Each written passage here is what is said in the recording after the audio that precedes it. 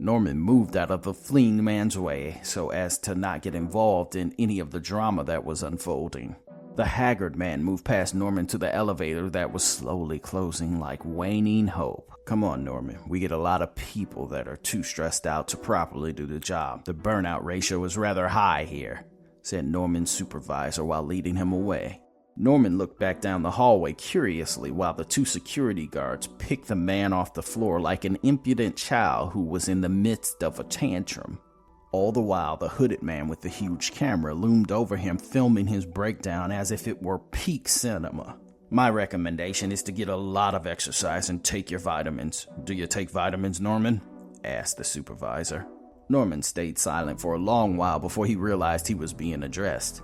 No, I never really thought about it. The supervisor stopped at a room that had carts upon carts of mail. As cluttered as the carts were, there was an eerie hive-like order to the place. On the back wall, there were pressurized canisters that dropped from tubes into waiting carts. Norman could see there was a tiny grated window that led to a room next to his, and he could hear the same machine noises going on there as it did in the room he was currently in. He didn't have time to inspect it fully, so he said nothing and let his supervisor speak. This is your desk here. You'll sort the mail, then you'll take it to where it needs to go in the building. You have a few other people doing this job on this floor. If you get confused, ask one of them for help before you bring it to me. I'll be around. For now, I think we'll start you on sorting for a while, and in an hour or so, I'll show you how to log, said the supervisor, pointing at the singular computer in the room. Okay, I'll leave you to it for now, said the supervisor before just exiting with no further explanation. Norman surveyed the room and had absolutely no idea what he was supposed to be doing. Out of the 6 tubes in the room, he noticed a small red light next to one blinked, and not 10 seconds later, a capsule shot out of the wall and slid onto the floor. Out of the several carts in the room, there were not enough of them to catch all the capsules. The pill-shaped thing rolled onto the floor. Norman picked it up and tossed it in a random cart. The flow of mail didn't happen at breakneck speeds, but it was consistent enough that you couldn't ignore it and drift off. He had been at it for 10 minutes, though it felt like an hour. It was his hope that whatever the other parts of this job were, balanced out the boredom of this part. Hey, man, you over there? Came a voice from the grates. Norman looked over and into the stall next to his. You could make out another man through the tiny grate, vaguely doing what he was doing. You new, man? Asked the man in the wall. Yeah, I am. It's my first day. Cool. How you liking it, man? Well, I think it's a bit boring. Yeah, I know, right? Look, this job here is just a jumping off point. If you play your cards right, you can move up fast, said the man in the wall. Oh, really? Yeah, really, man. You just gotta be ready to pitch. Pitch at any time, at any place, on any subject. Like, what do you mean? Okay. Like, give me some words. What do you mean, words? Like anything, just anything. Okay. Baseball, donkey, hearts. Yeah, that'll work. What about a show about an ex-baseball player who moves in with a heart surgeon and a donkey? Why's the donkey there? Look, man, just let me cook, okay? I got skills. Okay, man, Norman said as the silence deepened on the other side of the grate. You still there, man? Norman asked. Dude, I'm thinking. I think I cracked this shit. So the donkey was there because the surgeon was going to do an experimental surgery on the baseball player where he used a piece of his heart to help his heart condition. The baseball player has to be nice to the donkey and keep him happy because it saved his life. And the name of the show is Get Off My Ass. Damn, that is pretty good, man. It is, isn't it? Why the fuck am I giving you ideas for free? Look, man, I'll be around. Who are you? Oh, me. I'm Carlos, man.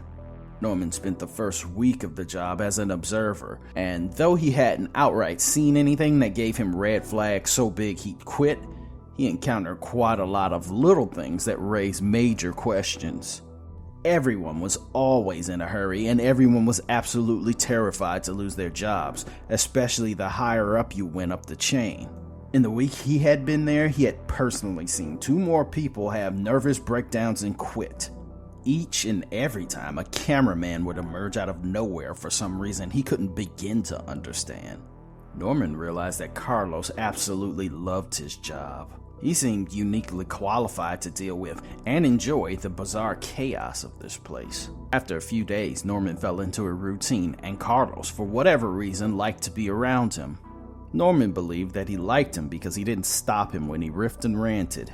The 2 rode the elevator up to the 12th floor. Carlos rambled as he tended to do, and at this point Norman no longer had the mental bandwidth to do anything about it. "If I were to pick, I'd go 90s action and 80s for horror," said Carlos. "What about the aughts?"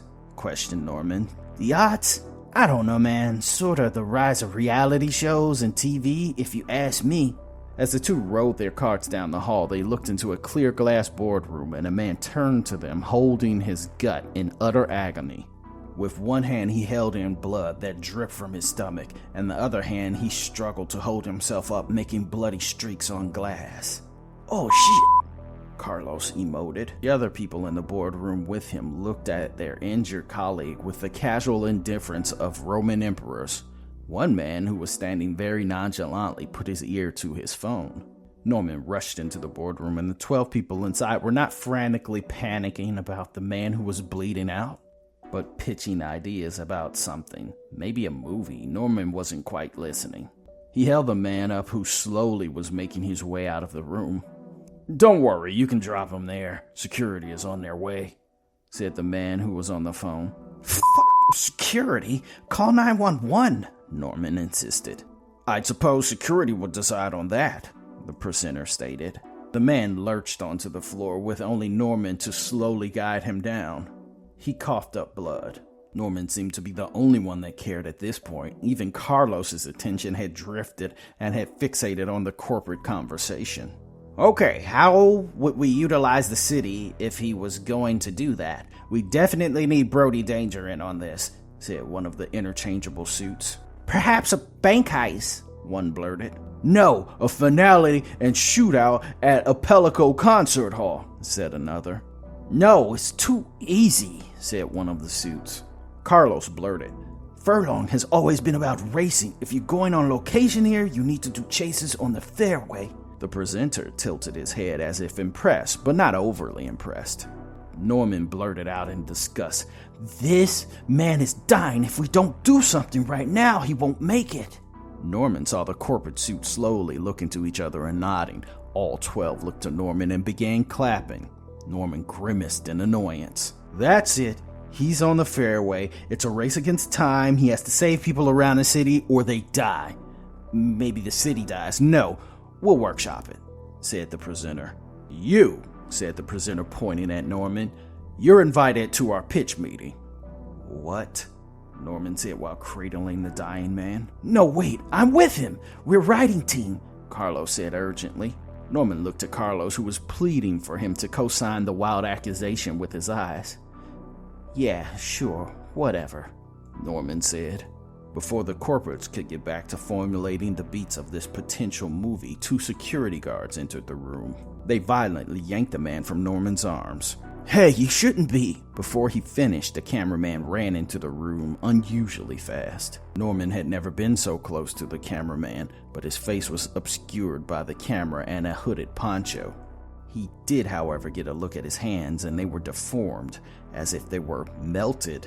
At a quick glance, it nearly looked fused to the metal. The security guards took the bleeding man by either arm and drug him away. The overeager cameraman quickly trailed them like a vulture circling a kill. "You can't do that to him." "We begin location scouts in a few days," said the corporate presenter. "We expect your team to be ready and available." "What team?" We will be. We're ready. We were born ready," Carlos said to the corporate suits, talking over Norman as to not sour the deal. Carlos picked Norman up from the floor. Norman's eyes scrambled to keep track of where the injured man was, but just that fast he had lost sight of them.